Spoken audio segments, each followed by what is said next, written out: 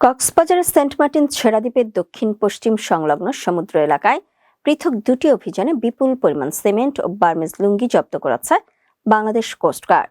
এ সময় দুই বোট থেকে মোট ২২ জন পাচারকারীকে আটক করা হয়। ১২ ডিসেম্বর বিকেলে কোস্টগার্ডের মিডিয়া কর্মকর্তা লেফটেন্যান্ট কমান্ডার সিয়ামুল হক সাংবাদিকদের এ তথ্য নিশ্চিত করেন। তিনি জানান, গোপন সংবাদের ভিত্তিতে ১১ ডিসেম্বর রাত ১০টার দিকে কোস্টগার্ড জাহাজ অপূর্ব বাংলা সেন্ট মার্টিনের ছেড়া দ্বীপ সংলগ্ন সমুদ্র এলাকায় প্রথম অভিযান পরিচালনা করে। এ সময় সন্দেহজনক একটি ফিশিং বোট তল্লাশিতে মিয়ানমারে পাচারের উদ্দেশ্যে শুল্ক কর ফাঁকি দিয়ে বহন করা প্রায় ৩,৫০,০০০ টাকা মূল্যের ৭০০ বস্তা সিমেন্ট জব্দ করা হয়।